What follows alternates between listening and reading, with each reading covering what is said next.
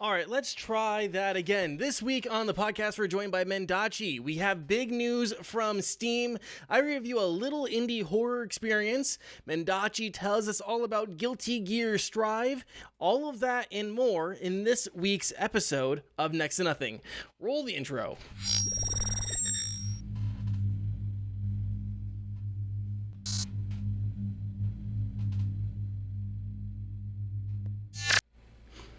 Hello and welcome to Next to Nothing, a podcast for gamers on a budget. I'm your host, Danie K. With me, as always, the wonderful, the beautiful, the Mr. Green Elite Green. How are you doing, dude?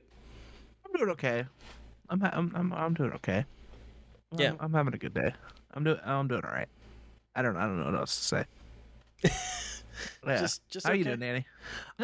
Just okay. It's just okay. Yeah, It's just okay. Like it could be great. It could be worse. yeah. I'm just okay. I'm doing good. Yeah, I have been very busy the last few weeks with the new job, and I feel like I've been running all day.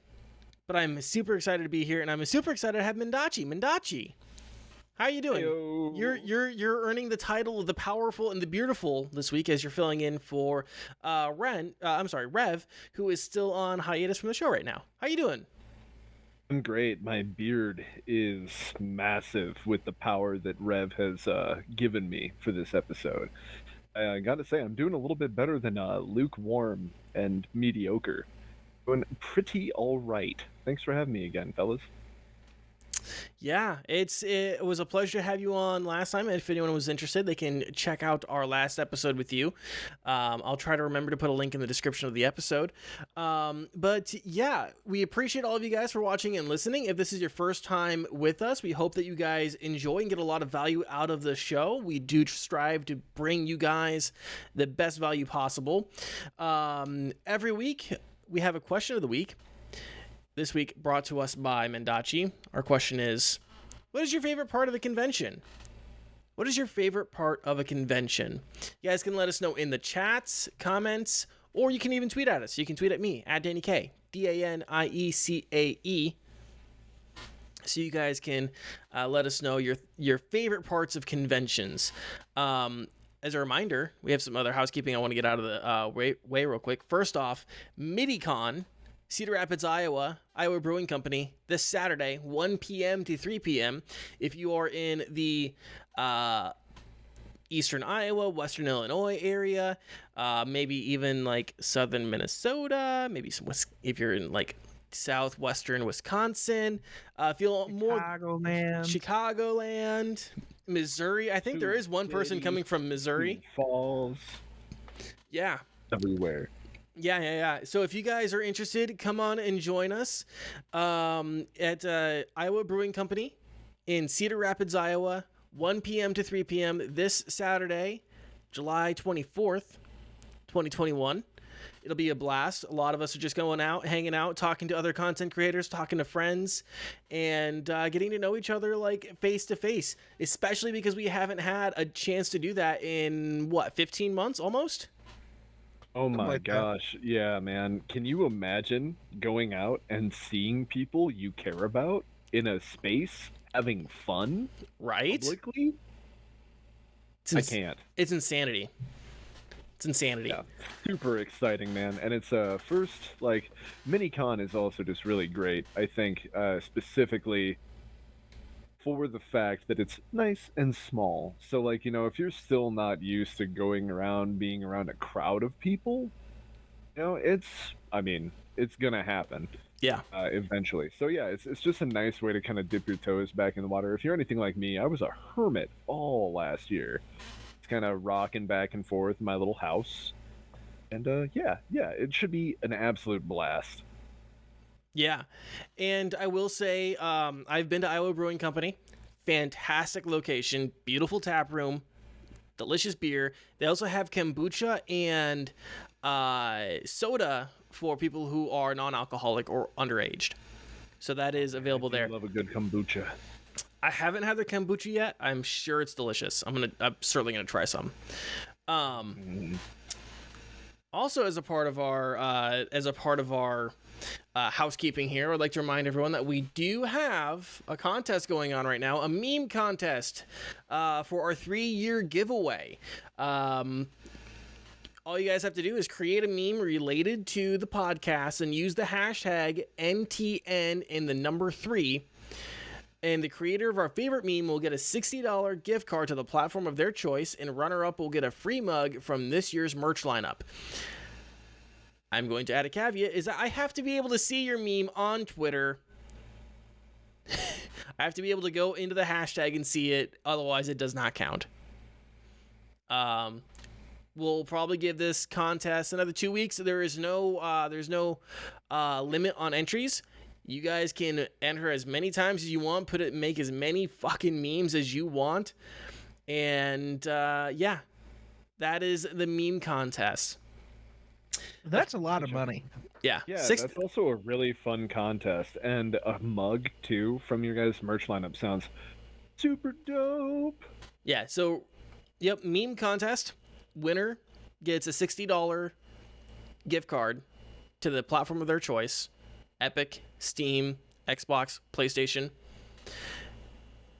Runner-up gets a free mug from the merch lineup this year. And all you have to do is create a meme related to the podcast and use the hashtag NTN, the number 3, NTN3.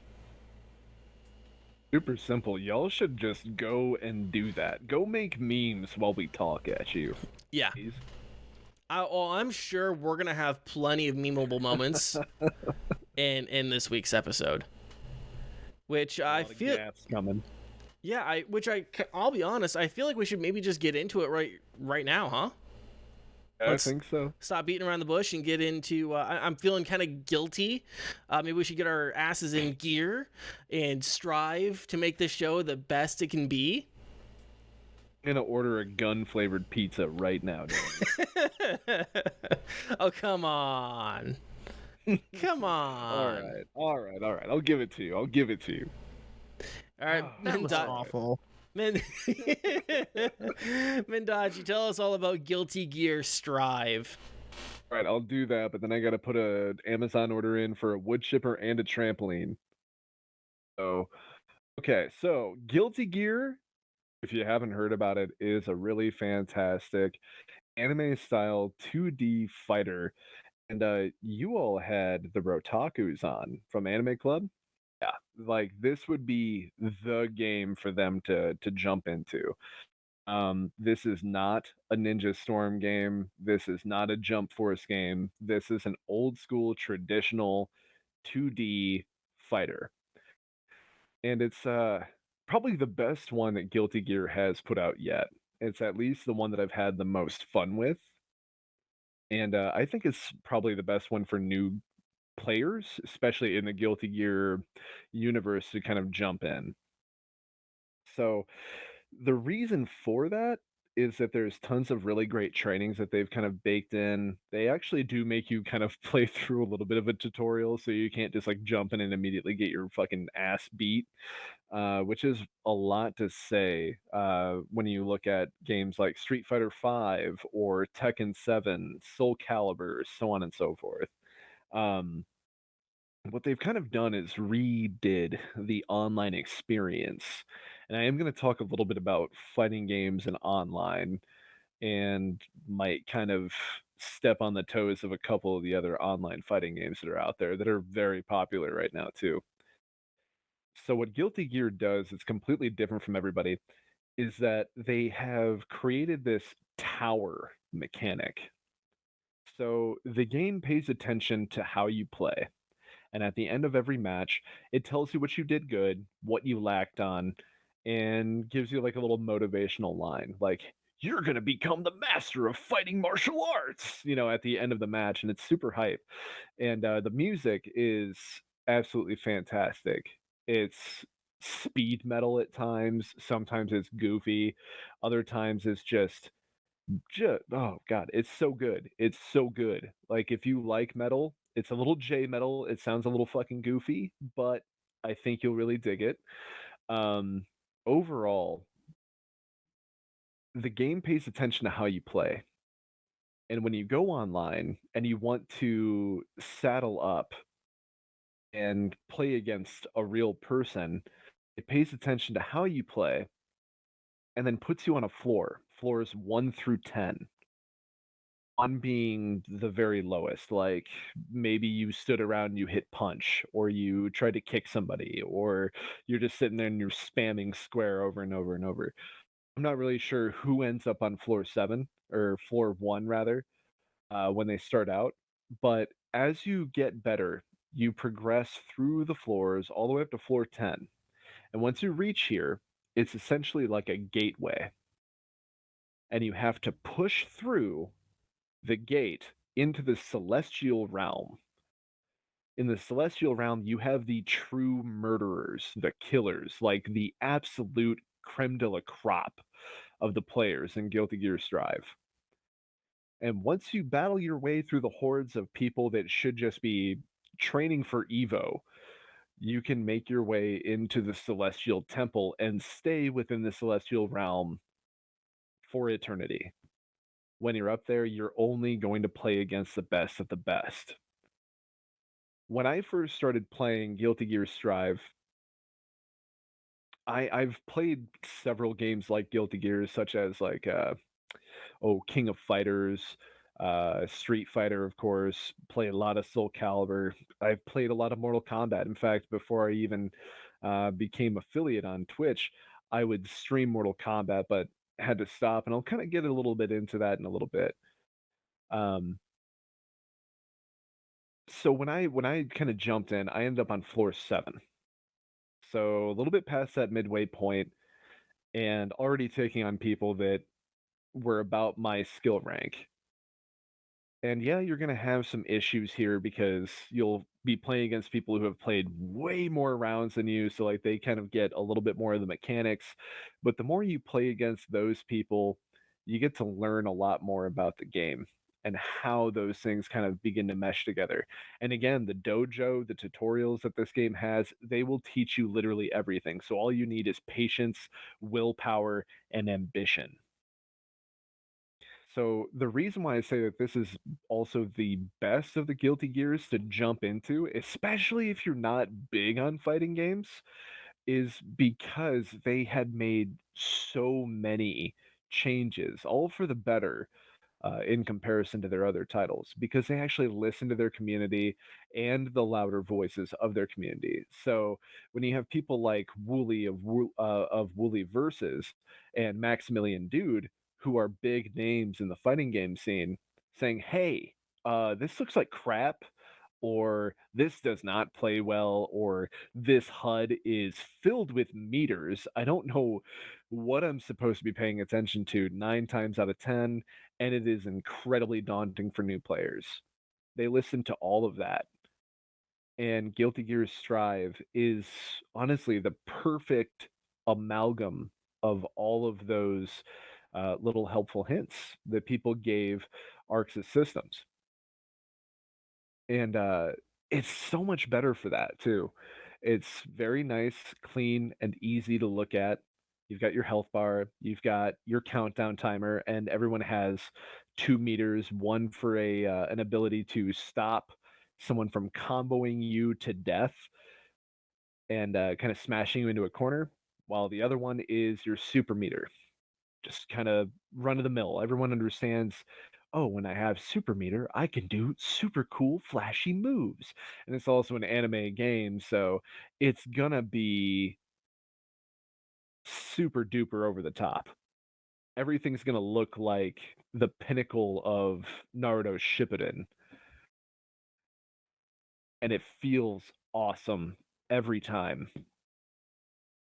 That being said, what you can do in this game as far as game types goes is you do have an offline, which is vastly different from when Street Fighter V came out, where they had literally no offline play other than you and a buddy on the couch playing, just versus. So that we have a full arcade, which is also adaptive. It pays attention to the rounds you lose as well as the entire like matches that you lose, and you just progress forward. If you lose more rounds or lose whole matches, arcade gets easier for you to tackle, and you'll get a different ending. Versus if you just keep steamrolling, you'll go into extreme, and that's when it gets really fun, super crazy. And it's just really interesting to see a fighting game actually do this kind of adaptive, paying attention to the player and responding. It's truly like the next step of where fighting games should go. That being said, obviously, you also have a local mode, so you can do your couch, versus perfect for lands or small competitive. Perfect for that. Super easy, super simple, and again, not at all cluttered. Then you also have the tower, which I also briefly talked about, which you can just hop in that at any time. Uh, that being said, they also have a quick start to get into the tower. If you want to do ranked or just regular unranked player matches, you can go into practice mode and just have it sync you up to the first available fight, which is awesome. Not every fighting game does that, and every fighting game should. They also have a story mode, but it's not necessarily a story mode as much as it's just like a 4 hour long CG movie that tells you the entire story of Guilty Gear Strive. And story in fighting games is kind of like, how do I want to put it? Like the plot to a porno. You don't necessarily want it or pay attention to it, but you also expect it to be there. It's like, sure, yeah, it's there. Yeah, Why you not? you just need a vague pretense, Exactly, right? exactly. You forgot. Oh, she doesn't know how to. She doesn't have money to pay for her pizza, Oh man, that's a so she shame, but joins there are other Immortal. ways. Yeah, so she joins. So she joins um, a martial arts. What is it? What's the term? Uh, A tournament? well, no, I was gonna say there's like a blood. What do they call it in the blood sport movie with Kumite. Kumite? Yeah, exactly. She joins a Kumite Yeah, yeah. to pay for her pepperoni Sometimes, pizza. yeah. It's the final price that she'll pay that pizza, but it was worth it. Yeah, 12 inches in diameter, stacked with that Peps. exactly. Yeah. So you can watch the CG movie, sure, especially if you're already a fan, or if you like that aesthetic. It's filled with it, and if you want to actually look at the entire story history of Guilty Gear, one thing, they actually have a whole Game of Thrones character tree of how every character interacts with each other, how they know each other, so on and so forth, game per game per game. Or someone that I really love that actually got me to pick up Guilty Gear Strive in the first place is the YouTuber Wooly over at Wooly Versus, who broke down the entire history of the Guilty Gear series in a really fantastic way. So if you are at all curious about the story of this fighting game, which is insane, from super soldiers to vampires and kids strapped to possessed beds, or tall, elongated doctors that wear paper bags on their heads that use scalpels for weapons that are also fishing poles and can walk between dimensions, you should go and check that out. And if that doesn't mean anything to you, but those characters sound cool, you should play Guilty Gear Strive. Uh, Also, there's survival mode like there is in most other arcade style fighters, and the community itself is really fantastic. I have not had a single toxic encounter, and I have done almost 100 matches. People are always super quick to want to rematch. There's not a lot of salt there. Everyone's just constantly trying to get better, and it's really interesting because the way that that tower is set up, for no reason at all, they decided they kind of wanted to do almost like a Dragon Ball Z Xenoverse style kind of lobby, except it is literally a tower, and you make a little 8-bit avatar guy, and you walk around or you teleport spot to spot, and you just challenge people. You really don't have to do that. Like, there could have just been a menu, but that's fine. Um, and even when you're able to somewhat kind of interact outside of a a match with somebody. No one's sending each other messages that are awful. No one's teabagging, anything like that. And I think, moreover, what I'd like to get into now is actually the online play for this. It is the best online fighting game experience that I have had ever, bar none. The reason why I had to stop playing Mortal Kombat back then is their servers are terrible. It is nearly impossible to have one match, let alone three in a row, without some sort of connection issue. And that is on a hardwired connection. And it's a 3-foot Ethernet cord. My router is right next to my PS4 Pro. And it just never worked out. And the reason for that is, and I'm gonna get a little nerdy with you, is the difference between rollback netcode and delay based netcode. And I'm gonna just super duper simplify this for you. Guilty Gear Strive uses rollback. Pretty much every other game on the market right now uses delay based. I don't know why it's the industry standard right now, but it is absolute trash. So delay based netcode can push an input from 5 to 20 frames away, which is about a third of a second. And if you're an avid FPS player like these two, or a fighting game enthusiast like me, like, you know that means you already lost. You're dead. You might as well just set down the controller, buddy. And the oversimplified way of breaking it down is that if someone has a higher ping than you, the game's server will then just go ahead and adjust your ping to match them. Therefore, your inputs are delayed to their reactions. So if you hold back to block on the third frame as soon as someone is about to just swoop with their sword, you don't actually say block until the sixth frame, depending on the ping. That means that you're actually getting smacked first and then blocking. And then maybe you're trying to low kick or something like that, but they're already high punching, so you're going to eat that. It's absolutely terrible. Like, when you scream out loud saying, "But I was blocking," you're probably actually right. It's seriously awful, and by far and wide the worst option. Now, as far as rollback goes, as soon as you press the button or hit block, jump like an idiot, whatever you're doing, you do that immediately, which sounds like sorcery. But what it does is it actually makes each game play locally, and then it compares both games frame by frame with a baked in delay of anywhere between 2 and 5 frames. And then the corrections to the game state happen so quickly that it's nearly impossible to perceive most of the time. So even with like a garbage connection, maybe you're in a rural Midwestern state, you're still going to get a pretty damn good fight. And like I said before, like, I've only had like 2 disconnects in around 75-ish matches, and you see no lag. There are no lag spikes, nothing. There's no slowdown. It's crazy. It's sorcery is what it is.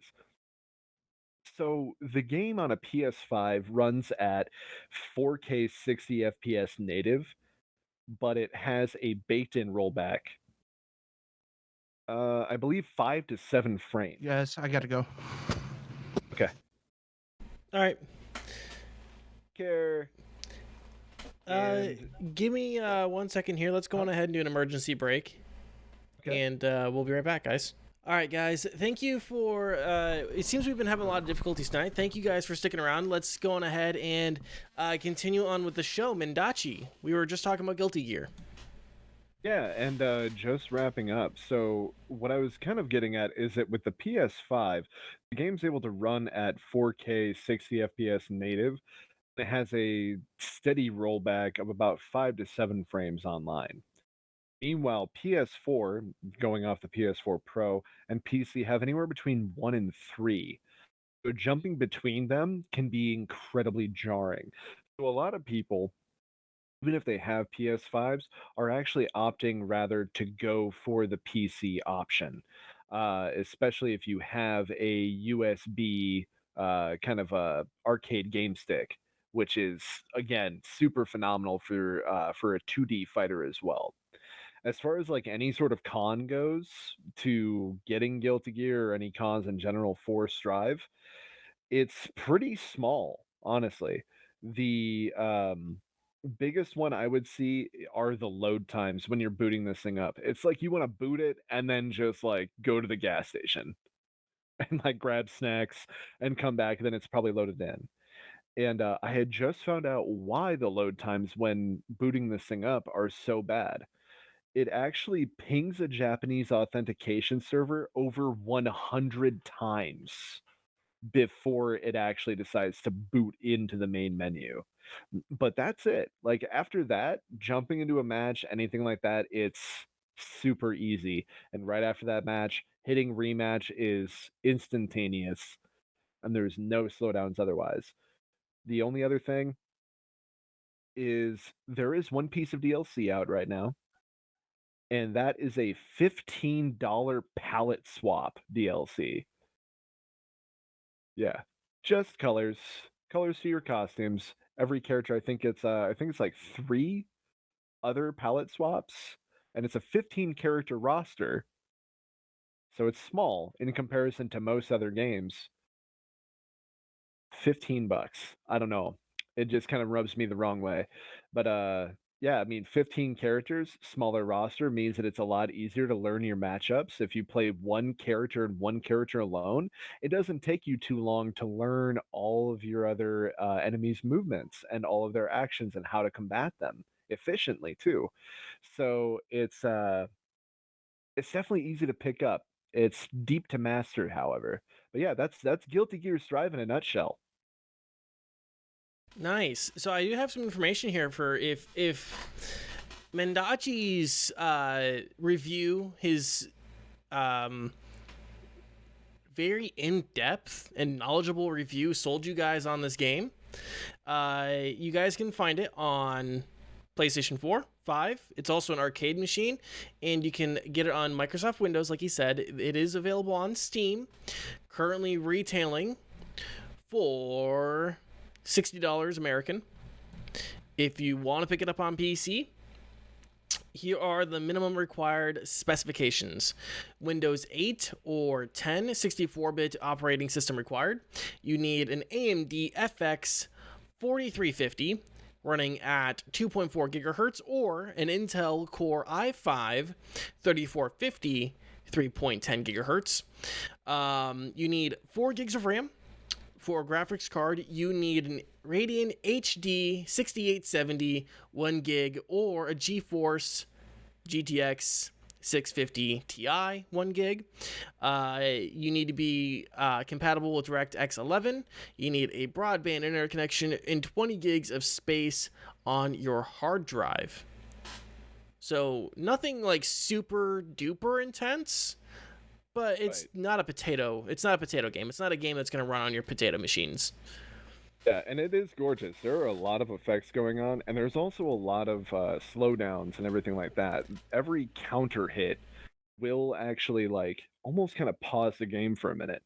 And then when you get into the more technical aspect, when you're throwing out these Roman cancels, time will literally slow down and allow you to kind of pump out all these different attacks. The main character is literally a ninja named Chip Zanuff. And so he is all over the screen constantly. There's whirlwinds and leaves and cool ninja effects everywhere all the time. So it is gorgeous. And if you are running above the recommended, you're going to really be able to enjoy it. Yeah, so overall, you've been enjoying this over any other fighting game right now, is what I'm understanding. Oh, absolutely, absolutely, especially in the online aspect. Pretty much, you can't really play Soul Calibur online. You can't really play Mortal Kombat online very well or reliably. Mm-hmm. Street Fighter Five, like that game, buried itself forever ago. The last time I played Street Fighter Five was a fight started. The word "fight" was just plastered and stuck on the screen for the entire match. you can't play you can't play the game because fight is covering your characters. It's ridiculous. Like there's so many issues with fighting games lately that it's just it's really nice to see one knock it out of the park like Guilty Gear Strive. Yeah. Which is interesting because it seems like fighting games they're like, to me, when I think about gaming and like someone says, okay, can you name like 5 types of games? Fighting games are always at the top, right? For me, it's always first person shooters, RPGs, fighting games, racing sims, and I'm sorry, not RPGs. Strategy RTS? games. Yeah, RTS. Yeah, and, like that's just it, man. Is it's like if fighting games are a staple, why aren't the developers treating them like that? Yeah. Yeah. Probably the whole reason is that they're just not as they're big out here in the West, right? But fighting games are primarily made for Japan by Japan, played in arcades and literally on a local network. So when it comes to things like netcode or servers and everything like that, it's not even a second thought. It's not even a thought at all. It's just like, oh, sorry, everyone else but not Japan. And sucks to be you. And that's it. Yeah. Yeah. Yeah. And it's part of the reason. There's a couple reasons why I have never really gotten into fighting games. Mostly because the idea of like one-on-one fights just doesn't really interest me that much. But it does surprise me a lot of times when I hear about the issues that fighting games seem to have, because they just seem like they are such a staple. And like some of those properties are some of the most recognizable properties in the world, right? Like Mortal Kombat. Right. You know, it's one of the most, it's one of the most recognizable intellectual properties in gaming like ever, with a lot of history to it. And to see you've got tons of comics, you've got the movies, you've got everyone being able to point at Scorpion and Sub-Zero and Raid and be like, hey, look, it's Mortal Kombat. Yeah. You have, I mean, Mortal Kombat, like, made Congress people want to ban it, Like, there is, like, a lot of culture there. And so to see something so impactful not be really done that, like, be mistreated in such a way is really interesting, and it doesn't make me want to get into them. Right. Yeah. And just like checking in chat, like that's kind of the idea there, is that it's fighting games are hit and miss, where sometimes it's the over competitive nature, sometimes it's just that a system is far too complicated, you end up bouncing off of it, or you just overall I don't like the aesthetic. And it's like I played a ton of Tekken as well. When it comes to Tekken, it's the same thing that plagues every other fighting game. You can't really play it online. Yeah. You just end up disconnecting every match or every other match, or screaming, I was blocking, anything like that. It's, I don't know, just make your game better. Make it so people can play your damn game. Yeah. What's the point of having it if people can't play it? Right, exactly. Apparently just to sell it, and then the buck stops. Yeah. So, going from fighting games, let's talk about a babysitting game. Which I know sounds weird, but I'll explain in a minute. I often fought my babysitter. Did you throw your babysitter some haymakers?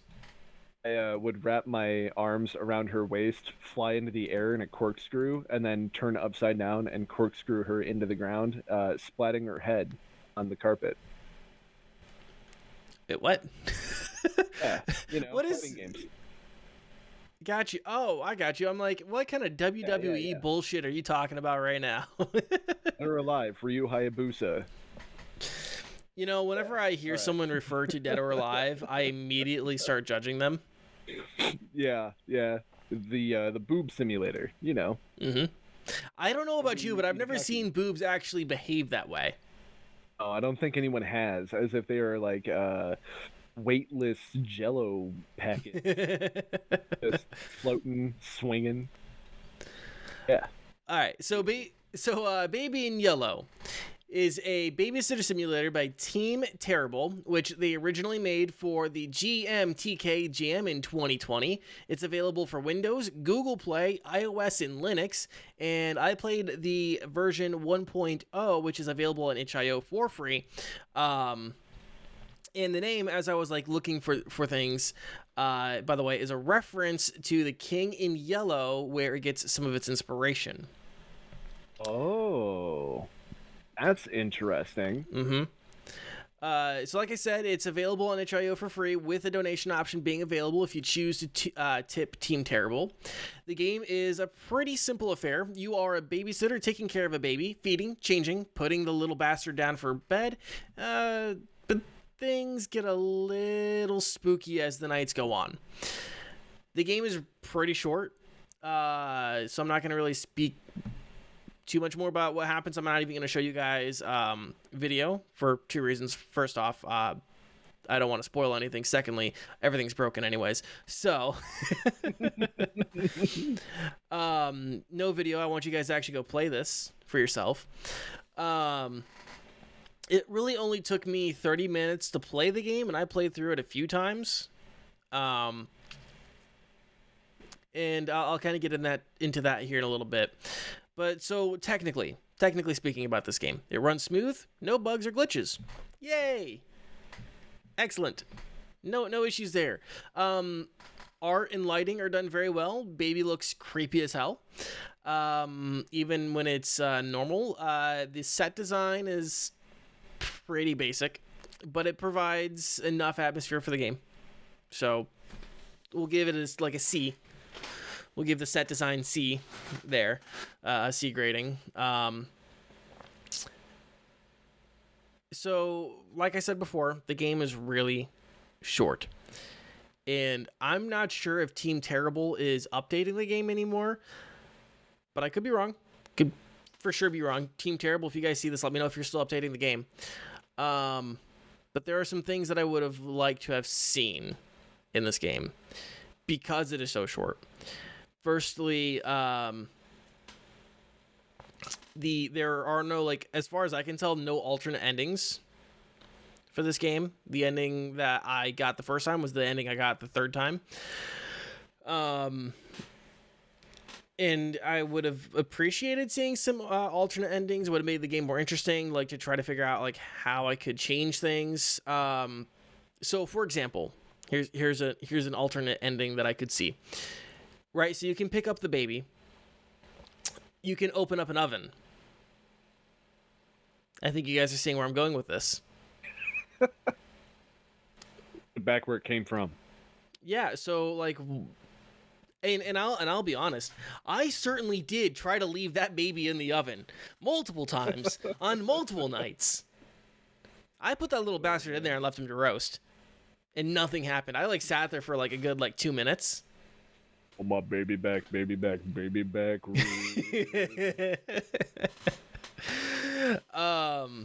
So yeah, I put the baby in the oven, and I did not get an alternate ending. There have been very few times that I have been so disappointed in a game. The only other time in recent memory that I have been so disappointed in a game is when I found out that Metro Exodus doesn't have a borderless window mode, even though it came out in 2019.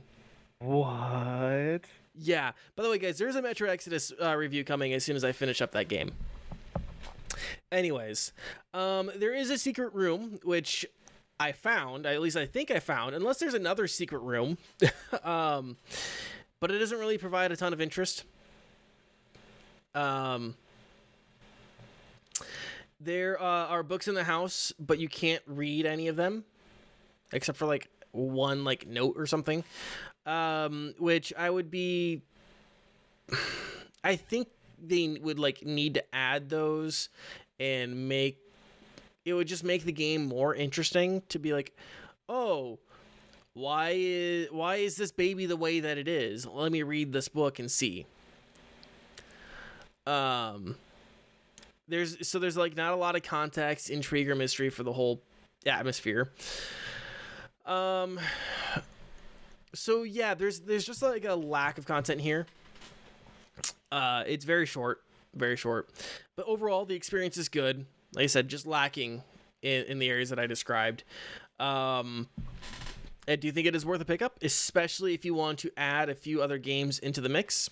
Like if you want to do like just like a spooky game night, pick this up, pick up a couple other shorter experiences, and and just kind of blitz through them, and like on a Saturday night. I think this would be good, especially because this one isn't like terrifying or gruesome that someone who's skittish like Green would actively dislike it. Like it's not like gory or like super jump scary or anything like that. It sits in a good happy medium of mundane and spooky. For sure. Really be effective though, and it kind of brings me back to when you originally had me on the show, Danny. And Mr. Green had watched me play through Visage, and Visage had a very nice looking house, not a ton of assets that were actually like, I don't know, usable really. Like you could pick some stuff up and look at it. There were books and they were around. You couldn't really interact with them. But it sounds like what you're saying is that the world has stuff that effectively just kind of feels like it's sitting there. It's just there. It doesn't necessarily add or take away. Um, as far as like the short time and not wanting to spoil anything, that reminds me of Outer Wilds. Like it's small and you can play through it a few times, but as soon as you know what's going on, it's like mind explode. And with you're saying that this is kind of like a reference to King in Yellow. That would be Haster of the cosmic horror universe, done by that piece of shit, H.P. Lovecraft. But Haster and the King in Yellow is super super sick. So I'm already intrigued, and it's on itch.io. So why not go support some small developers? Maybe they will actually add some super sick stuff to this. I would love to see more from this. That sounds awesome.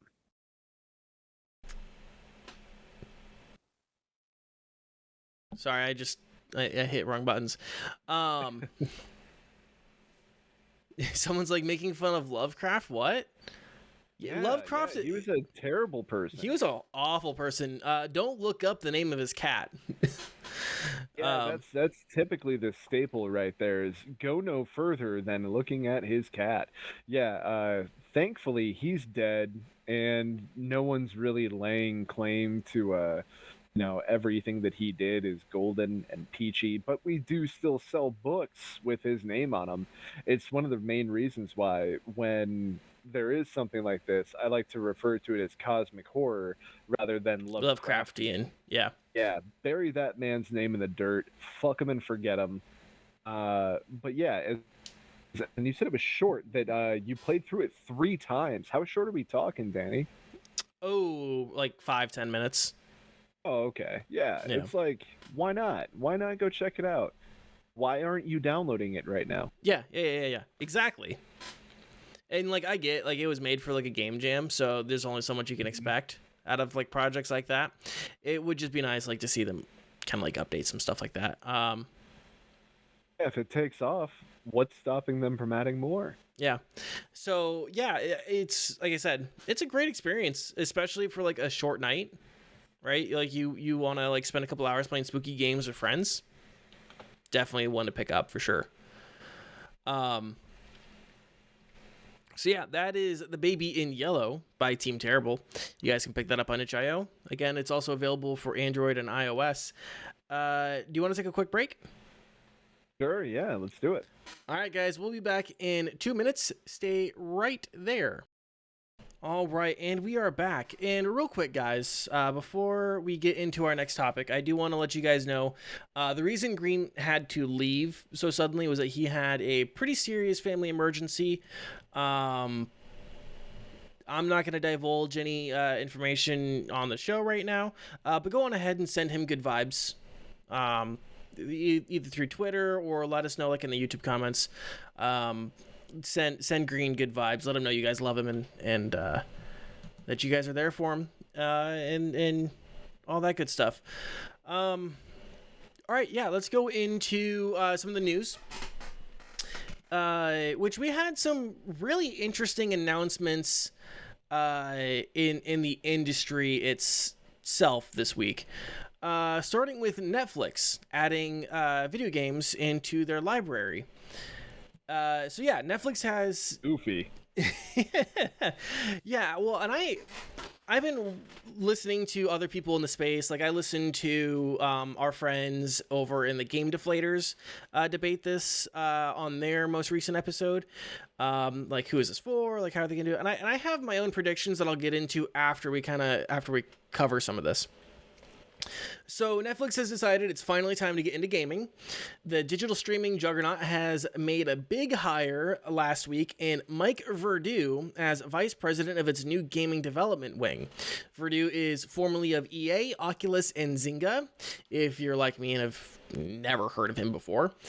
It also appears that Netflix is working on building their own gaming team as job listings have started to appear. There hasn't really been much else being revealed, especially in the IP department, but reportedly Netflix is planning on offering games as a part of its existing subscription service rather than as a separate package or an additional fee.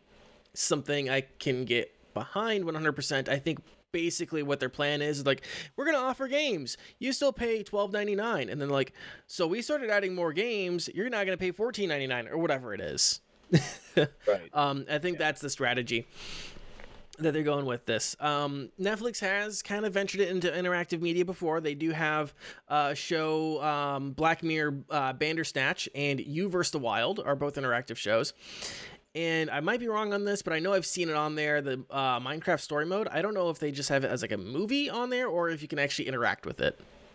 Not sure. You can interact with that, and they also have there's actually two other ones. There's one that's Carmen Sandiego, which is all drawn and animated, and then they had there was some other one, and it was like kind of like a goofy, very much so in the kids section, like yeah, like they have a few of these titles, and like I myself I've played Bandersnatch, and I even played the Carmen Sandiego games. Yeah. Or game rather, having grown up watching Carmen Sandiego, and Bandersnatch was interesting and actually kind of fun.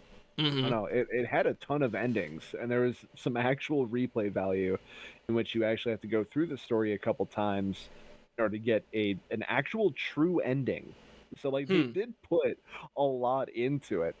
So I am kind of interested in seeing this go, but seeing Mike Verdu's name on this, I'm kind of like, eh. Does that give you some apprehension? Yeah, I mean, when we look at things like Facebook gaming and Zynga, I kind of wonder how many of you remember the Zynga games. Weren't those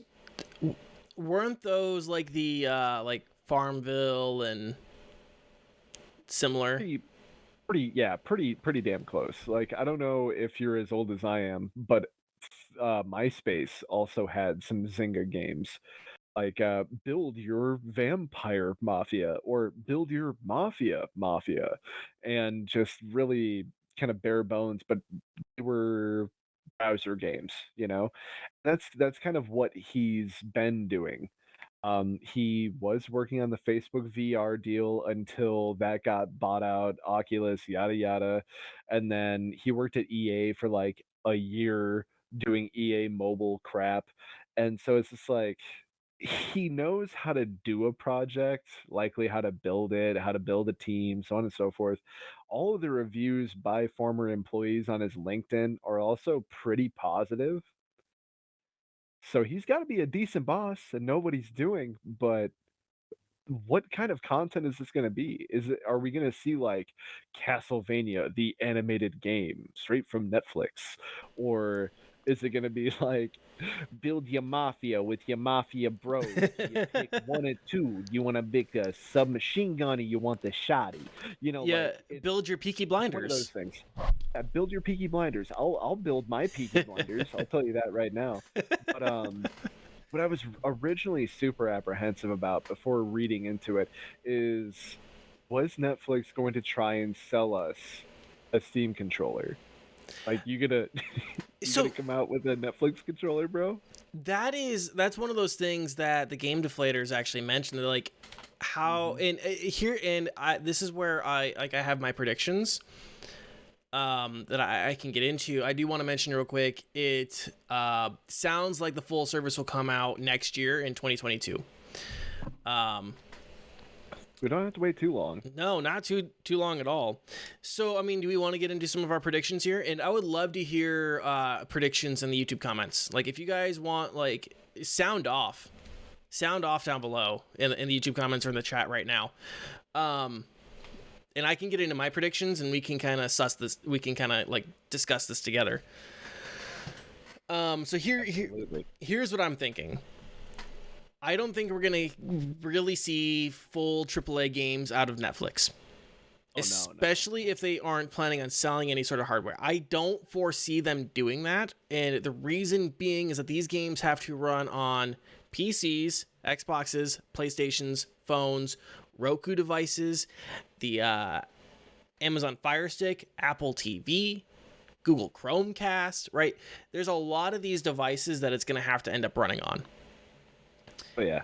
And because of that, and the variety of processing power and peripheral support, unless Netflix has a plan or has plans of going the way of xCloud or Stadia and doing a game service, they really don't have, or a game streaming service, I don't really foresee that being feasible.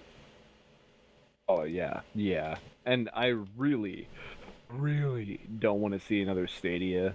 I'm so done hearing about Stadia, thinking about Stadia, watching Stadia die just to be just barely brought back above the dirt, just to be buried again. It just stay there. Just stay dead. Yeah. Please. So my prediction of what we're going to see in the gaming experience, we're going to see party games. We're going to see things like Jackbox. We're going to see trivia, like a Trivial Pursuit type game. Maybe a Jeopardy game. We'll see like a Wheel of Fortune port. Right? Oh, yeah. I think we're going to see some party games. Maybe some board game ports. Like they're going to like do some sort of Life or Sorry or Monopoly. Cards Against Humanity. Like these are all things like when you said Jackbox, it immediately like kind of smacked me upside the mouth. Like they could easily put up a URL with authentication code that you type into your phone, and now boom, you're playing Jackbox from your phone using Netflix as essentially your hub. That's perfect. Like if you're not doing that, you're messing up. But they could actually use that same idea to turn your phone into a controller with a joystick, with buttons. You know, we've seen it done before. It's simple, really. I didn't really think about that. That's why I want to see more people actually give their opinion on where this could go. What I really see is like things like Dragon's Lair, like 83 in the arcade. Make your decisions. Are you going to duck? Are you going to run to the next room? Are you going to swing your sword? That kind of thing. That's what I see coming from all of this. Yeah, I think they're going to venture into some FMV territory. I think visual novels are probably going to come on their way. Late Shift, mainly anything by David Cage, as long as it doesn't get touched by David Cage. I also see we could probably get some card games, some ports of card games like Magic the Gathering or Hearthstone. That would be awesome too. Like that's perfect. Like go ahead, do that. Anything that could utilize a phone connection as a controller is fine. It's one of those nice things where you don't have to buy hardware. You can easily set up something for a party. So it's like my Switch lately, like I haven't really touched Monster Hunter Rise in a minute. So it's pretty much there as like a party game thing. Like we've got Mario Kart, we have Mario Party, Super Mario Bros, Smash Bros, whatever. It's just there as a co-op couch play system. So I think that Netflix could really make a lot of headway in making things like that. I just so they lost 400,000 subscribers just in this quarter alone between Canada and US. And now they're coming out with this. So is this supposed to be something that they will use to bring people back? Is this something that they're just using to try and retain people? Or is this something that we're going to have for a little while before they do a price hike? What is the actual market goal of putting more money and development into something when they've already shown year after year that they do, in fact, lose more money just making these originals all the time? I guess I don't quite understand in a marketing aspect here why. Yeah, and that's a weird thing because I don't know if this is I don't know how well this would bring subscribers back. Right. Like, Yeah, it's pretty specific, is it not? I mean, it depends on the direction they go, right? Because if unless I'm wrong, right? Unless my prediction is wrong, which, by the way, I think, and this is not me just like blowing myself here, I think my prediction is probably the smartest move to go. Like, if I were Netflix and I were trying to come up with ways in which I could get more subscribers, right? People watch things socially. And as the pandemic comes to an end and people are going to have house parties again, I think having an entire section of your service dedicated to social experiences like party games, like Jackbox, like Cards Against Humanity, or any sort of board game that you can like run on your phones and like see the screen and everything like that, right? Those social social experiences are probably the better option. Absolutely. Oh yeah. But I also see them, and this is just because I'm cynical, I also see them trying to do some sort of AAA like stream. We have the infrastructure to do this, so you can play Warzone or Cyberpunk on with your Netflix account. And so the cynical version of me says that's probably what they're going to do, and it's going to fail, and they're not going to get any subscribers, and they're going to lose money on that. Unless it's really, really good. Like there is a certain high bar set for that kind of experience that has to be surpassed in order for this to be in order for a service like that to be successful. I think the easier and more manageable way for them to do this is it's a set of social games or low intensity games, story-based experiences, like FMV games, like point and clicks, visual novels, maybe some card games, stuff like that could potentially bring more subscribers in. I would personally, like, if I'm looking at this, as someone who's not a gamer, I would be more interested in like the party games, if that's the way they went. Personally, Yeah. Like outside of like my gamer mind, I'm trying to think of like my mom. Right? My mom and my stepdad, who they're not gamers, but if they, we have all the kids in the house for Christmas, let's start up a party game on Netflix. Yeah, wafer Scrabble time or Words with Friends. You can see that kind of thing is exactly what I can see popping up immediately. Utilizing the second screen of a phone or a tablet is something that before our conversation I just had not even thought about, and it could be ingenious, and it's definitely going to be putting butts on couches. But I'm not and like I'm interested, I should say, in seeing where this goes. I just am not entirely certain that they have the rabbit in the hat, so to speak, but they're going to reach either way. Yeah. Yeah. So what predictions do you have? What do you think they're doing? So they had said in a couple articles that their main competitor is not, say, HBO or Hulu or anything like that. They have said it is Fortnite. And I'm not entirely certain if that is more of like an out of the context kind of thing, where it's like a lot of people are watching, say, people on Twitch that are playing Fortnite and things like that, and maybe they want to go that route. They're being very vague about it right now. They say that they want to develop games, and we're thinking about the ways that they could, which is an abstract thought because we have so little to go off of. I think it could honestly be something of all of those, like we could see a streaming service turned into a, like a Twitch streaming service. We could see them actually trying to piece together games where they put out a game, you use your cell phone as the controller to actually do that, because they're not going to have the hardware. They're not going to put out hardware like a controller.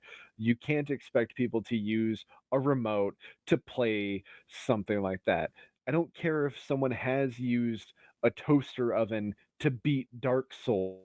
It's not really there, it's just not a thing.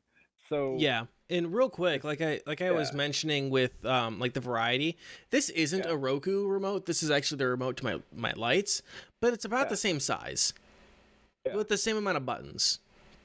Although these are like weird fake touch buttons. yeah. But just an example, like something this you can't play a game on something with this many inputs. Right. I mean, you could look at, say, one of the Joy-Cons for a Switch and be like, well, it's roughly the same size, but it's not great. It works, and it has a joystick and yada yada, and you've got your little like touch buttons, etc., etc. But ideally, what can you do? If you're looking at like say a normal size remote, you've got numbers 1 through 9 and 0, and you've got arrows and so on and so forth. It's a mess.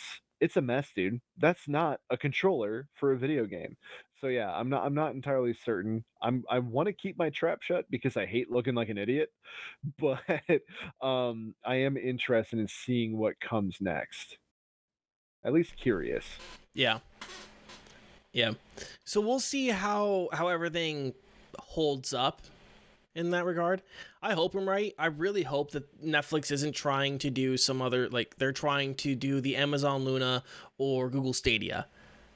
Like to me that just it's not smart. Like it's not a good use of the resources and it's not what the market really needs. I think the market, especially because they just see this whole like people just see gaming as like esports and Twitch streamers when it's really not just that, right? Like there's a whole segment of gaming that is social and that is like party games and casual and meant to be fun and collaborative, and it's not just like edgy gamers sitting with RGB and racing chairs, Yes. with their Yep. Razer keyboards, staring into DSLR cameras and with ring lights. It's not just that. Yeah, I like how you somehow also described 900 million Twitch channels at the same time. I know. I should really make. Here we go. We'll turn the pulsing lights on. Poof. Yeah, there we go. Let me increase the speed. There we go. I'm not turning that off now. Call streaming. That's what I call streaming. I'm not turning that off, by the way. We're keeping it. Good. Keep it. I don't care how distracting the pulsing lights are. Yeah, it's perfect. It won't even translate to the podcast. It's fine. I know. People on YouTube and Twitch, if you guys are listening on Spotify or any of the podcast platforms, come on ahead and join us live every Tuesday at 7 p.m. so you can see wonderful video like this. You're really missing out on an experience. You really are. All right. From Netflix to Steam. Let's talk about the Steam Deck. What's on deck? What's on deck? Sweet the Steam Deck life with Zach and Cody. Get out of here. Go away. Go home. Leave. My pun game is off tonight. I'm sorry.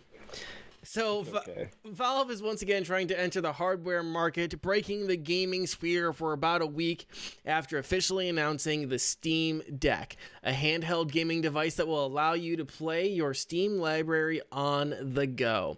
The device will feature a custom AMD Zen 2 RDNA 2 APU with 16 gigs of RAM, a 7-inch LCD touchscreen, and 3 storage options, including 64 gigs, 256 gigs, and 512 gigs, which will be priced priced at $399, $529, and $649 American, respectively. I'll be honest, the 64 gig option does not sound like a good value at all, in my opinion. You could fit half of a Witcher game on that. That's about a quarter of Warzone. Yep. I think it's a little over a quarter of Warzone. Yeah, no, not gonna work. Yeah, at that point, like if you're only buying it, the 64 gig version, which again is, I mean, the price is decent. There's just no expandable storage options that I saw. Like you can't add an SD card or something. And I don't know, like that, unless you're turning it into your indie machine, like your portable indie machine, like you want to play Undertale and Cuphead and Backbone. Yos. Someone said King Steamy came in and said so you can have one game on it. Yep, exactly. I like to call this thing, I have a nickname for it already. Hear me out. I'm gonna call it the Rev Deck. The Rev Deck. Oh. It's just an indie game machine. Yeah. The Rev Deck. At least the 64 gig version. Yeah. I mean, I don't really know, honestly. I'll let you continue. I'll butt in later. Yeah. So it is also worth noting that the form factor does come in a little bit on the hefty side. It is going to weigh 1.47 pounds. And that's 669 grams. Nice. So it is a little heavy. It comes in heavier than the Nintendo Switch for sure. And I don't think I said it, but it is very much like a Switch-alike. Yes. Which there have been a variety of takes on this kind of mobile gaming design. A lot in the last couple of years. There was the NVIDIA Shield. I remember another one, like I think it was called the Tomahawk or something, that Razer had shown off at CES like 2 years ago. There's all sorts of designs in the way of from like Raspberry Pi makers that have done this. There's a variety of them. As a Switch-alike, it will also be dockable, which will allow you to display out to monitors and allow you to plug in USB peripherals such as mouse and keyboard, and would even allow you to use a powered USB-C hub. But that is being sold separately, which I don't know how I feel about that. Valve is allowing the system to be open and operate like a PC. It is running the Steam OS, which is a Linux kernel that they designed specifically for gaming. There are some problems with like the top 10. I was actually just listening to the WAN show on my way home today about this thing. And Linus mentioned like 10 of the top games like out of the top games on Steam, like 10 of them have like issues with Linux or something like that, or of the top 10, I think. Of the top 10 games, several of them have problems with their anti-cheat and people who try to run it on Linux. They are apparently working with those developers to make sure that people can use it. but that is a thing. So it is running SteamOS, but apparently, and I saw IGN specifically claiming this, that you can wipe the preloaded SteamOS and replace it with a Windows install. Could also just partition it, but I mean, it already has such little space that you'd be splitting, you know? Yeah. So here's Yeah, you could totally do that. Yeah, so here's a quote from Lawrence Yang, who is a Valve designer on the project, and he said this, quote, "We don't think people should be locked into a certain direction or a certain set of software that they can install. If you buy a Steam Deck, it's a PC, and you can install whatever you want on it. You can attach any peripherals you want to it. Maybe a better way to think about it is that it's a small PC with a controller attached as opposed to a gaming console." I mean a laptop. I mean a fucking laptop. That's the word you're missing there, buddy. It's a laptop. God. Yeah, I will get into some of this in a second myself too. But I do want to give them a quick little bit of an applause. Steam and Valve had implemented a reservation system, which was an obvious effort to combat scalpers. Look at that. A company that wants people to actually get products and not have them marked up a shit ton by people who aren't actually buying the products to use them. Wow, what a concept. They implemented a reservation system where you had to pay a fee, right, to reserve it. So they made scalping a little bit more difficult, and they were like, yeah, and you have to reserve it so we can like determine like intent of purchase, so you can't like reserve like a ton of them at a time, and you know, and so on. That's good business.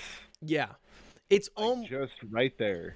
It's almost as if GPU makers and retailers should have done that all year. yeah, forever and always. Yes. Oh, wow, there's a lot of interest. Let's start a reservation system. And you can make people pay, too. You want to reserve a copy of something, you have to pay $50 for it. Exactly. Or even doing like 70% down or something like that, and 30% like before we ship it. You know, it's intent, and just allowing the people who want one to get one. Imagine, if you will, one per customer. Yep. And just like think about the last time that you heard about someone being like, so I got a PS5 today. Yeah. I'm still on a low. Go ahead. Go ahead. You. I'm still on a loaner card from Green Elite. Yeah. I've wanted to buy a PS5 for so long, and I had a friend who got an email to essentially join the lottery to earn the right to purchase one, and he actually won. And 3 weeks later, I get a Snapchat of him turning on a PS5. It was just like, I don't know. It was like having someone spit in your mouth without asking for it. It's terrible. So yeah, I do have to just like applaud them for that. Absolutely. So I really do want to know, what do you guys think of this machine? Let's really talk about this thing, especially sound off in the YouTube comments. I will try to respond to as many comments as I can, for sure, on this topic, because I find this very interesting. I have a few takes, but Mendacii, I went first last time. I'm going to give the floor over to you this time. It's very kind of you. You're a gentleman and a fantastic host. And I gotta say, I'll also be scouring these comments too. I'll be checking that NTN tag, checking your Twitter and the YouTube comments, because I really want to know what everyone else thinks. I think first and foremost for me, I think that the price points are, oh man, it's funny. One of my favorite content creators, Pat Stares At, made a kind of a joke today, and he said, I'm not sure which is funnier. The fact that Valve was able to put out the Switch Pro before Nintendo, or the fact that Valve believes that they can actually deliver on this hardware. because if I remember I had asked you like before, like, have you ever seen a Steam controller or used one? In person? No. Right, right, right. Yeah. One, that. Two, okay, so my friend Vic has one. However, I would never choose to use that ever. Ever. It's an abomination of a controller. It's an abomination. I don't care what you say. I would much rather just would use a Mad Catz Mini before I use the Steam controller.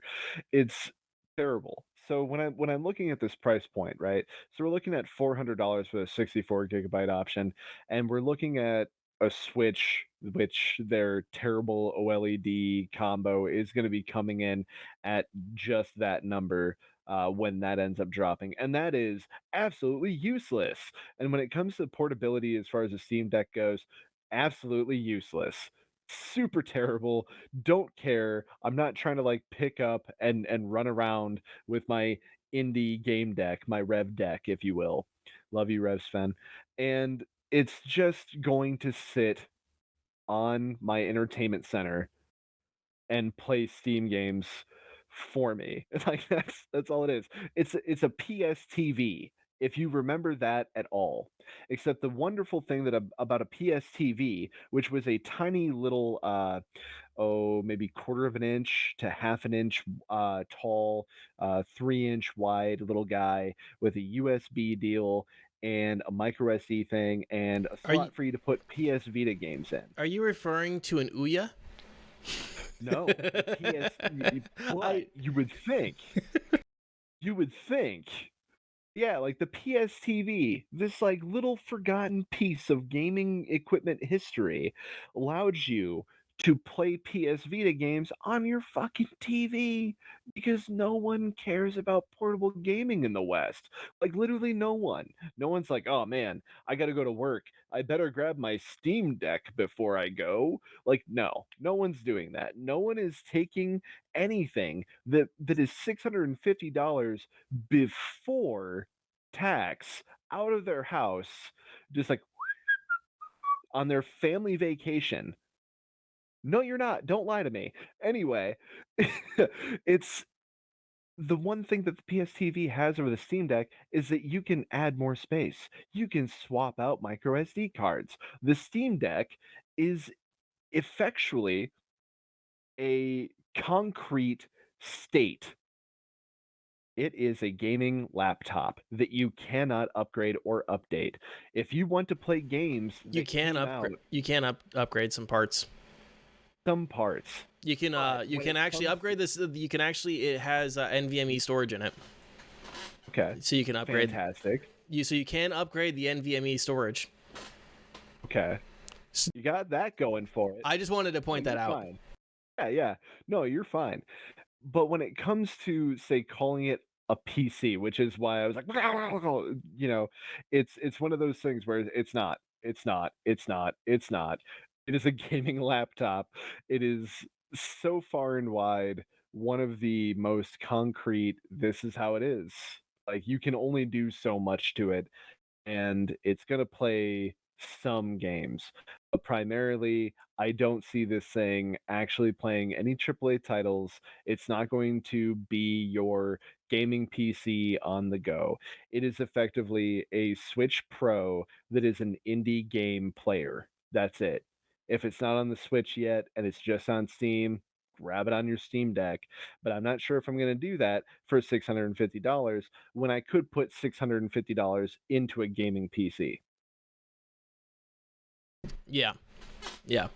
Yeah. I I think think I think that's pretty much where I am, other than the fact that um I don't really trust Valve coming out with like solid hardware. I wonder how they're actually going to like this out there available for everybody. You know, like I mhm. know that they have their reservation list, but I would love to see it actually execute.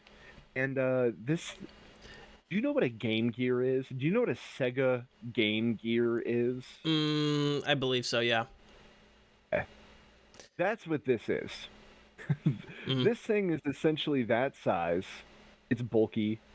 It's terrible to look at. It's not going to be comfy to hold portably. It's effectively a Wii U gamepad max. It's ridiculous looking. Yeah. So real quick, I do want to reiterate something because we got a question in chat. Yeah. Which is, isn't it going to have Windows so you can have other game launchers on it? You can install Windows on it. Yes, it will come preloaded with the Steam OS, which is a Linux kernel. So I real quick, I do want to push back on something you said there a little bit, right? Because you're talking about like the hardware, right? Had you said that 10 years ago, I would 100% agree. Because the hardware Steam had put out up until that point was the Steam box. Yeah. And the Steam controller. Yeah. Well, actually, no, the Steam controller didn't come out until, was it 2014, 2015, I think? We can go ahead and add it in there for that. You know, like, let's use both of those. Yeah. So what, but pushing back a little bit, the HTC Vive, which is a Valve product, is really solid, right? Like the hardware for the Vive is really good. Will this come out the same way? I certainly hope so. But the Vive does say, okay, like if we look at this historically and say, have they had the best track record? No. But they do, most recently, they have really solid hardware, so I'm willing to give them the benefit of the doubt that it's going to come out and be a solidly put together machine. Will it run AAA games? I think it'll run some AAA games at 720p. I don't think this is going to be putting like 4K, 60 FPS out on some of these games. But I think running 720p is perfectly fine, especially because it's on a smaller screen. It's a 7-inch screen, right? You don't need to have, with a screen that small, you don't need these super high resolutions with HDR, and nor should you expect that. But I do have a lot of concerns. Chiefly is the lifespan of the project. In Valve, when it comes to hardware like this, they don't have a particularly great track record, like I mentioned. There's a myriad of Steam boxes. Like, I think Steam had their own. The Ouya came out. Again, I made a joke about Ouya earlier, which I'm pretty sure is sitting in the tech wastes as we speak. I'm fairly certain I've seen someone use an Ouya as a doorstop. I'm curious to see how or if this is going to take off in any way. Because there's a lot of people who are excited about it, but are they excited about it because it is a mobile gaming console that they can play the games they want to play on? Or are they excited because they just like the idea? Like, is this something they're actually going to use, right? Because the Nintendo Switch has IP on it that people will want to play and can be played mobile, right? Like Pokemon. You can play Mario games mobilely, for the most part. Like, those are not like, I don't know that many people who want to sit down and play Skyrim on the go, right? Skyrim is not a game you play on the go. Skyrim is a game that you play for hours and hours. Like, you decide, I'm going to have no life for the afternoon, right? You can also play that on anything, like staring at your smart fridge, picking out what you want to drink. You could go take down, Parthenax if you want to. That's just something. So I am very curious as to why some people are excited about it. Again, if they want to be excited about it, I would love to know more reasons why. I have an interest in this because I kind of like the idea of maybe being able to take something on the road, right? I actually do kind of like, hey, I'm going over to my parents for Christmas, right? I can't lug this PC with me. And so if I take this with me and maybe I take, a controller with me, like a USB controller, I can just, run it and take the dock, right? If it all fits in my bag pretty well, right? I can just take this with me. I can take the dock. I can take a USB controller. All I have to do is, plug the dock in with an HDMI cable, and then boom, I have something on a TV at my mom's home. Cool. Like, that's kind of nice. Especially because I don't have a laptop, and honestly, I'm in this like weird in-between moment in my life where I'm deciding if I want to get a laptop because I have other things that I need to do, and if I get a laptop, am I going to get a gaming one? Anyways, I'm sorry, I digress. I think those are all really fine points, though. Like, we have family in West Virginia, so I have taken my Switch before, and while I won't take my dock, really, I'll take it because I can play Monster Hunter offline. Mm-hmm. Like a lot of these indie games and solo games that are available on Steam, those are fantastic. I just don't see myself taking a $650 piece of equipment and trusting it in what's effectively just any other case on the market. I don't care if I'm throwing it in an awesome suitcase. I don't want to take that anywhere. Like, sure, it's a little bit more safe if I'm driving and it doesn't have to pass through security at an airport or anything like that. But again, no. And my good friend Vic in chat has said, I'm going to take this completely out of context, as she is making a good point. I'm going to make it benefit me. Laptops are a trap. I see the Steam Deck as a trap. As I said, it's going to be a concrete state. You can't quite change too much. It's going to play what has come out. In a couple years, yeah, it's going to be remember the Steam Deck. Whether it is successful or not, I don't see it continuing. And you had also brought up the shelf life of the project. I really do wonder because Valve has scrapped so many projects in the past. They'll make it, they'll be like, that's cool, but they're not like Google, where Google will be like, oh man, this project is kind of failing, we should probably kill it. Valve is like, oh, this project is failing, let us watch it slowly suffer and die out in the sun without any shelter. And everyone's just like, ugh, Valve, what are you doing with that? And they're like, don't talk about it, look at it.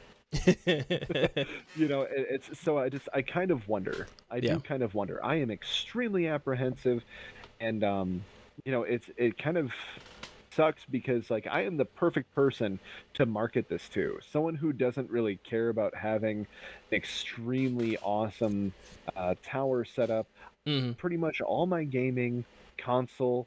I have done a lot of portable gaming in the past with a 3DS XL, got a new 3DS XL and a PS Vita. I played around with a PSP, so on and so forth. So you'd think that like I am the perfect person to market this to. Mm-hmm. But really and truly, with that little space, with what it's actually aiming towards, and I don't know. Little apprehensive, I would say. Yeah. So I have some other thoughts I want to get to real quick. Obviously, this is a dig at the Switch, right? There's no getting around that. One thing I do like that Steam is offering here, or Valve, I should say. I keep saying Steam as if Steam is not Valve. You turn the valve, you get Steam. Yes. So one thing I do like that they're offering is freedom, right? They're going to offer some basic functionality, like the option to have device for media playback, right? Like you can load movies to this. You can load music to it. The Switch is 5 years old and still doesn't have a Netflix app, right? Oh. With this, and I will mention you can't browse the internet. So there's no way to access Netflix on the Switch. With this, it doesn't matter if there's a Switch app for it, or a Netflix app for it. You can just go to the media browser, right? You can pull up Netflix on it in the I said media browser, in the web browser. Mm-hmm. And log into your Netflix account and stream to it, right? There's a lot that you can, if you're going to install Windows on it, you can use it for you can use it for productivity, word processing, slideshows, right? You can use it for that stuff. And I have questions on who would do that, because that would require a little bit of setup. It's also a decision to do that rather than just grabbing something like an Elite book or, like literally any laptop that has a functioning keyboard attached to it. This is a very, very powerful Nintendo Switch. Yeah. There's no really cutting hairs. It's the Switch Pro that we're never gonna get. Yeah. I mean, you just made my next point, and this comes at a really good time. There is no competition in the handheld market other than phones when it comes to the Switch, right? PS Vita's dead. PlayStation has given up on that idea. Really, the only competition is the phone. There are mobile phones. So for Steam to come out with something that does appeal more to higher end gamers, right? The Switch is not a high end gaming device, and it's not really marketed as such. It's marketed as the Nintendo machine of the current generation. Yep. Right? So this Nintendo gimmick. This is your Nintendo gimmick, exactly. It does come out at a good time, I think, especially because Switch did just flop on its face, right? People were expecting a Switch Pro, which is probably not going to happen. They're going to come out with a Switch 2.0. They're going to come out with the next generation Switch. They're not going to make an incremental upgrade. Absolutely. The incremental upgrade they came out with was a new screen.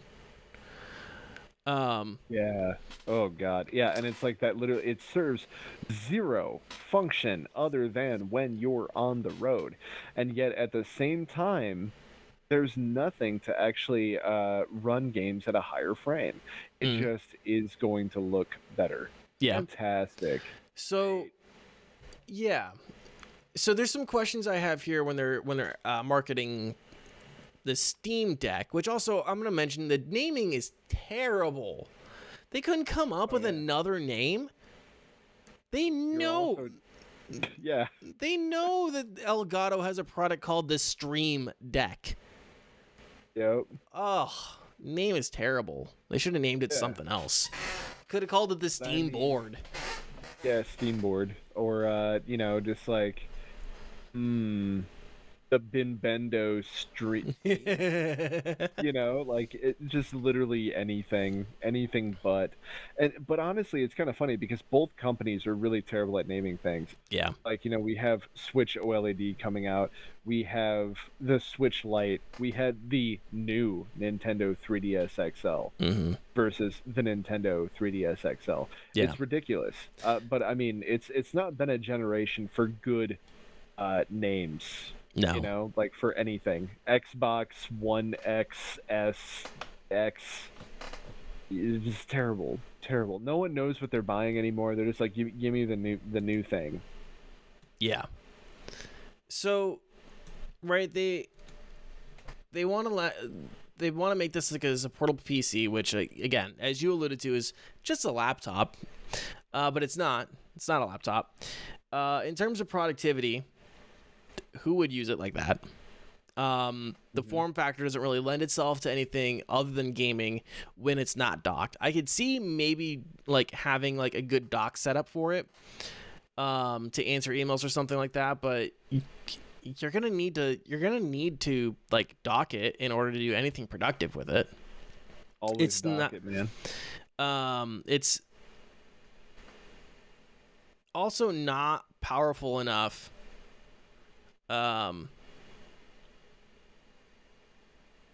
It's also not powerful enough really to do video production or rendering of any sort, so that's out the window.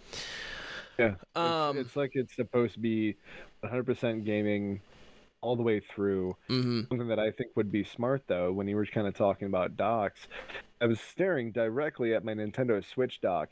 If it is anything like that, Nintendo will send an army of lawyers to Valve. Yeah. And, swords drawn. Be a really good idea is if you've ever had a tablet, it was fairly large. If you've ever had something you could clip it onto magnetically that would set up a Bluetooth keyboard, That would be fantastic. Now you have like an itty bitty mini laptop. Yeah. I mean, that's how I use my iPad Pro. Or not my iPad Pro, Yeah. my iPad Mini 3. That's how a lot of people use the iPad Pro. Especially now with the new iPad OS, where you can have a mouse connected to it. That's how a lot of people use it. And while I'm speaking about tablets, while this feature is not like required by any means, I'm a little surprised by the lack of LTE support on the device. Lots of laptops, lots of tablets come on in with SIM card adapters. Yeah, or at least the ability. So yeah, I'm a little surprised that was like overlooked. It almost felt like, I don't know if maybe newer models will come out with that support or what. It's just one of those things that I'm like, it would be kind of nice if it had LTE support. Like I said, a lot of laptops, a lot of tablets, like the iPad Pro comes with LTE support. So, and all these major cities, they're primarily bathed in 5G network. Yeah. Like you could get a very, very good connection. Something I'm also seeing in chat too. It's gaming, so Wi-Fi. And as I started this whole thing talking about Guilty Gear Strive, so I kind of want to like scream, like, cursing Wi-Fi to the four winds.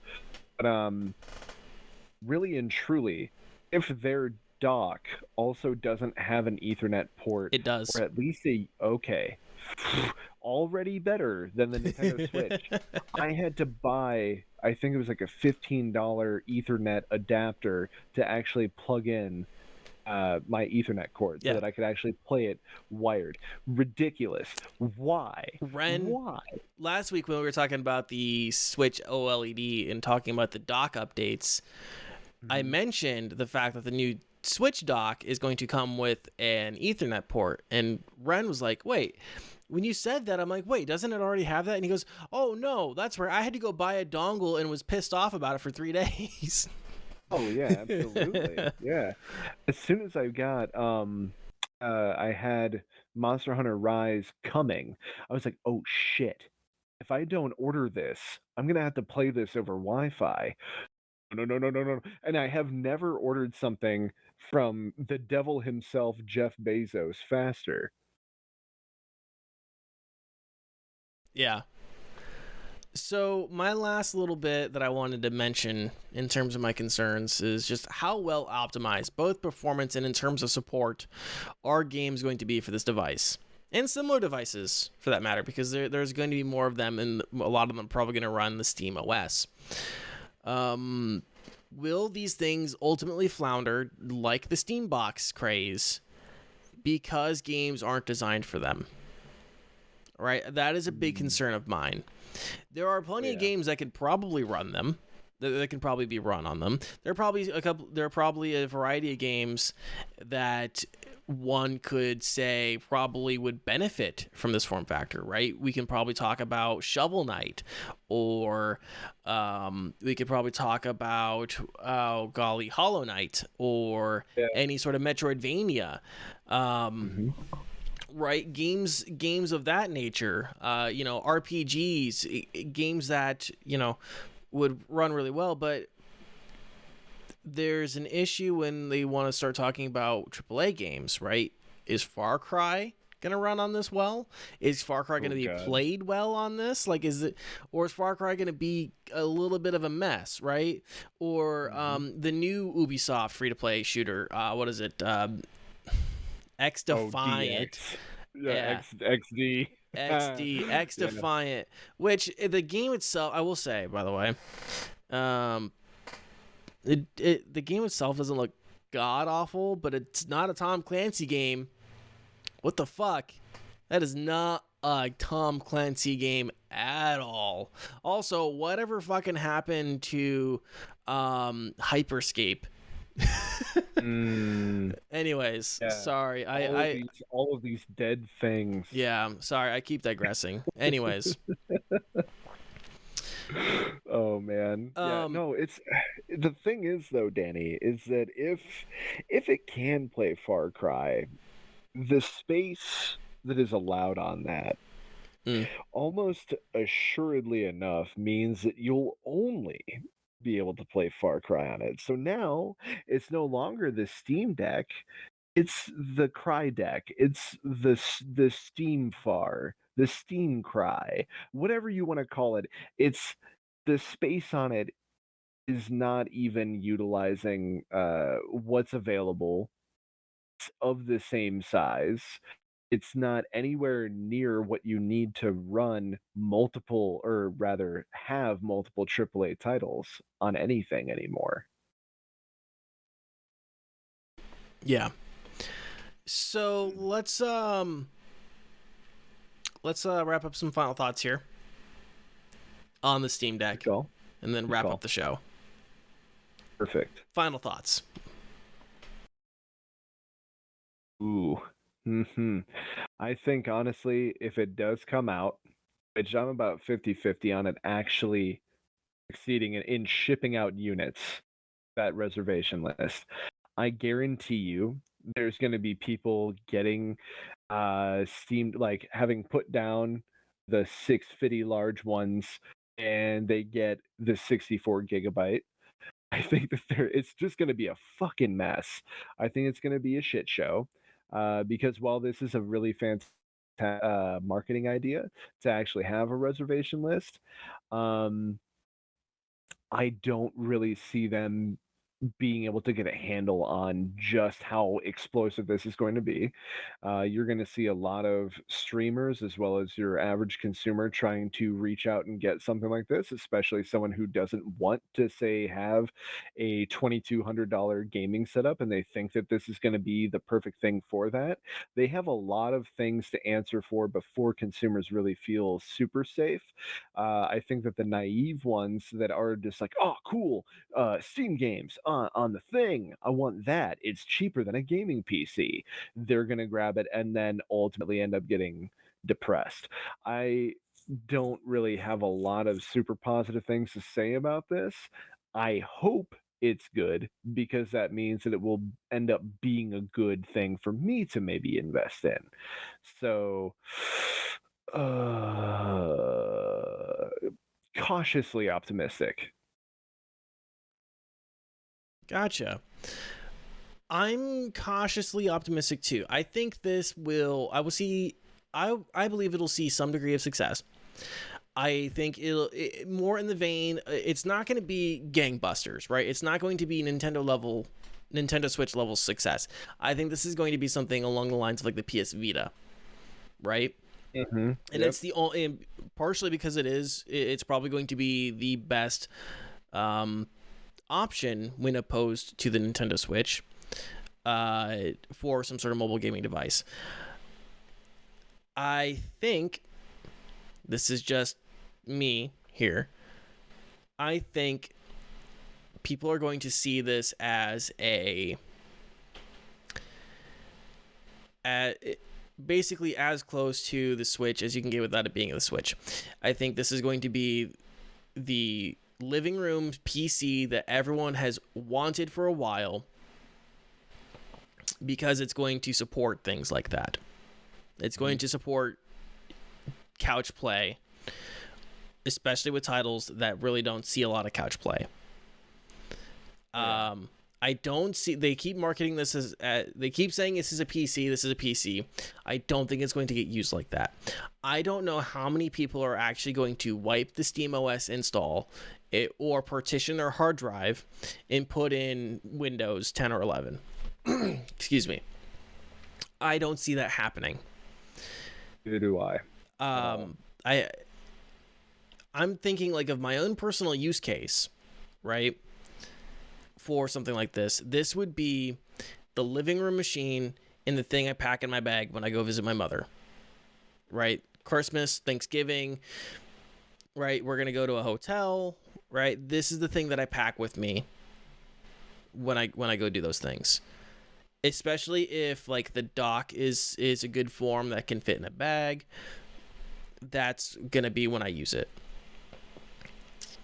Otherwise, it would basically just be something that I would have like in the living room to turn on and play some games on the couch. Maybe, you know, I don't feel like actually sitting at my PC or anything like that and you know, getting heavy into it. Like I want to turn like a platformer game on or something, which very rarely I do.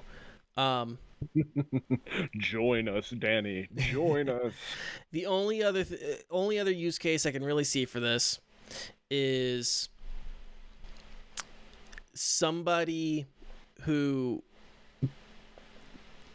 wants to get into gaming, PC gaming, and this is their light step in that direction, right?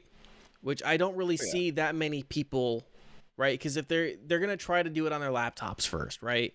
I think anyone who's looking at this product maybe already has a laptop. I don't see that many people actually needing it. I think this is going to be for the people, and it might just, it's going to be for the people like me who want a mobile gaming option, something that they can put in the living room, something they can take on the go, that they also don't have to invest more than just the base price into, right? They don't have to pay more than $650 in order to enjoy it, because their entire Steam library is going to be access to them. Mm-hmm. So yeah, I'm not it's a weird use case. I think that's a narrow market, but I think that's a market Steam is more in a position to exploit than other companies. Absolutely, man. You know, especially if with that, having the browser being able to partition or wipe, you know, perhaps we could actually see itch.io games also being played on these Steam Decks too. There's a lot of different things that we could use this for, and my fingers, toes, tongue, eyes are crossed that this project goes through. That would be so stellar, super fun. Yeah. So let's go ahead and wrap up the show. Mendacii, my friend, tell the kind folks out there who you are, what you do, and where people can find you. Well, thank you so much for having me again, Danny. It was nice having this intimate, romantic one-on-one where we just kind of trounced the news and talked about some cool games. If you want to hear more just me, you can check me out over at twitch.tv/Mendacii. It's there on the screen, but for our listeners on the podcast, that's Mendacii, Mendacii. I am also doing a podcast and have been for the past 3 years with my good friend Brent. He's in the chat right now, Cyber Brent, and that is a podcast for two people. We cover pretty much any kind of movie, anything that really sparks our interest.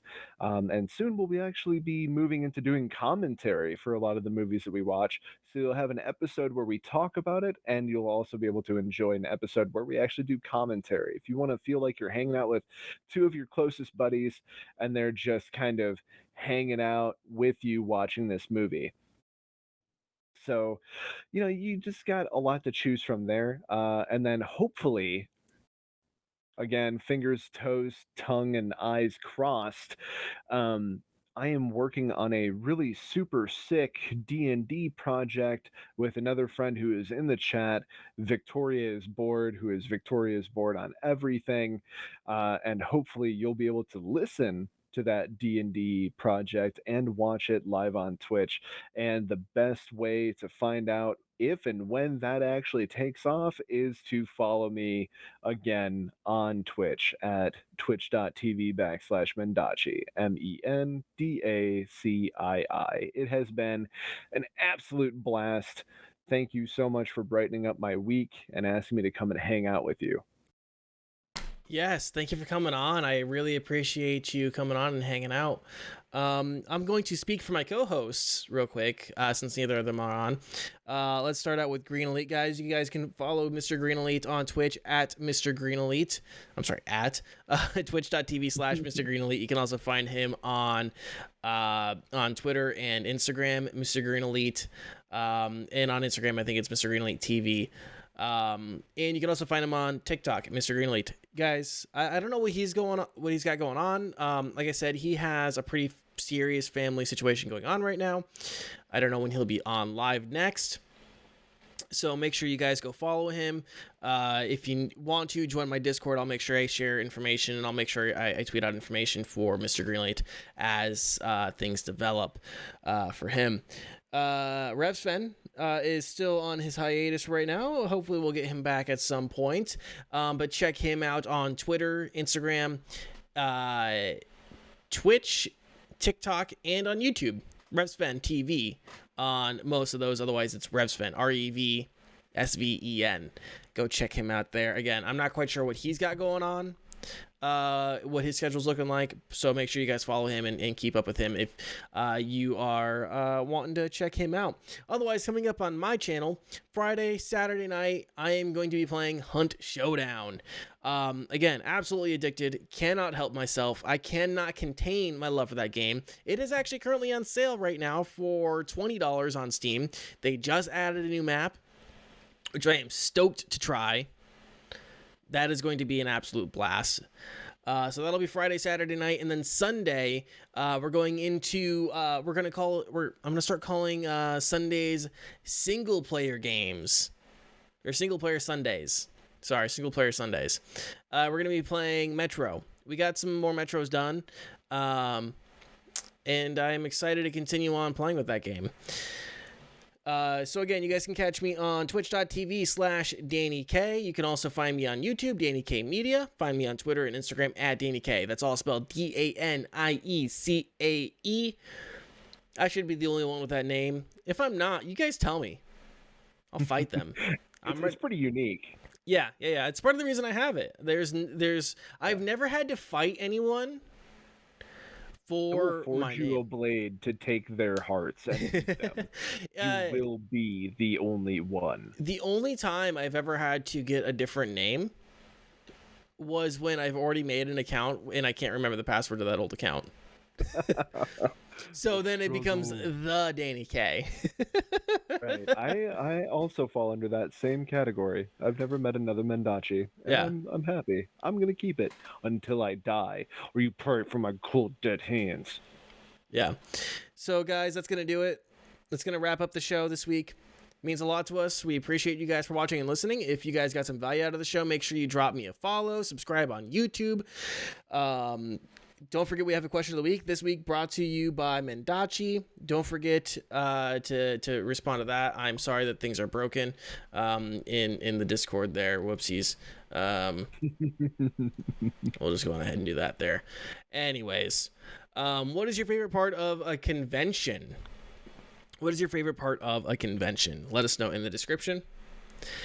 If you guys missed any part of the show, you can watch us on YouTube, listen on Spotify, Apple Podcasts, Google Podcasts, and everywhere podcasts are found. If you want to help support the show, you guys can leave a like, subscribe, and leave a comment. But the best way to help support the show is by telling your friends. Go on ahead and tell your friends. We appreciate you guys. That is the best way to help support the show. And other than that, guys, keep fighting the good fight. We'll talk to you guys again next week. Goodbye! Bye-bye.